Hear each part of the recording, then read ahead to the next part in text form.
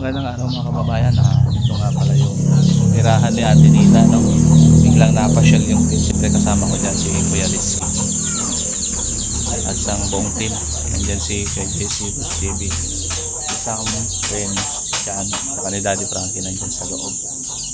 Bali ito po yung nagsisilbing tirahan ni Ate Nina mga kababayan. Kung titingnan natin mga kababayan, medyo sira-sira na rin yung dingding. Tapos may mga part na wala nang yeah. Ito po yung tirahan nila ni Ate Nida. Kung makikita nyo, talagang makikita nyo rin mga kababayan, hindi rin talaga marangya yung buhay ni Ate Nida at ng kanyang pamilya. Yan sa pamamagitan ni Daddy Frankie at pamamagitan ng team.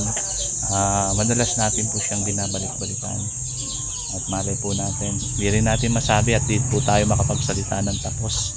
Malay po natin kahit papano maayos ni Daddy Frankie itong bahay ni Ate Nida para komportable naman siya sa kanyang tinitirahan.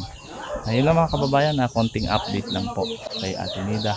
After natin dito, may mga pupuntahan pa tayo na naka-schedule ngayong araw na ito. Siyempre, at sa mga ibang beneficiary natin, wag po tayo mag-alala, no? Kasi enhance po tayo, enhance ang team.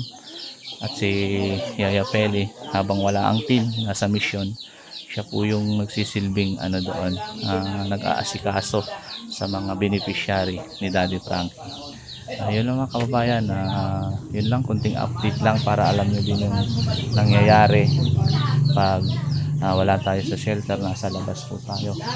At possible na madaanan natin yung mga iba nating natulungan pa.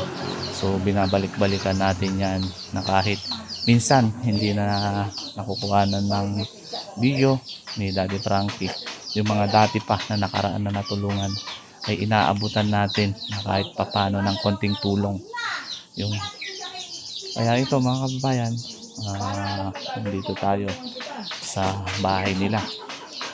Tulad ng sinabi ko mga kababayan, konting update lang po sa tirahan ni Ate Nida. Yan po. Kaya lagi kaming nagpapasalamat sa inyo mga kababayan, na laging nandyan, na nakasupport kay Daddy Frankie, nakasupport sa team. Dahil po sa inyo, kaya nagagawa ni Daddy Frankie po ito, nagagawa ng buong team. Dahil kung wala kayo, wala din ito.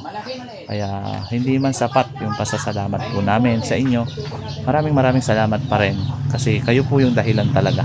Kaya nagagawa po ng team to at nagagawa ni Daddy Frankie. Ayun lang mga kababayan, mag-ingat po tayo palagi. At lagi po na natin sinasabi, mahal namin po kayong lahat. I love you all mga kababayan.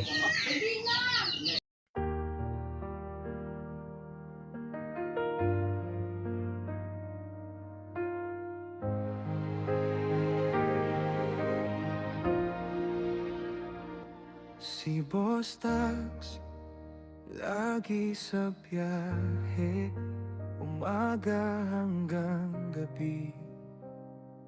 Hindi susuko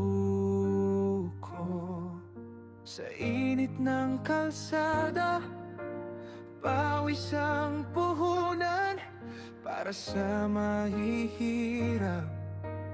Puso ang sandalan, kasangga si Daddy Frankie sa laban. Magkabilang kamay, puro tulong, di yabang. Sabay sa pagtulong,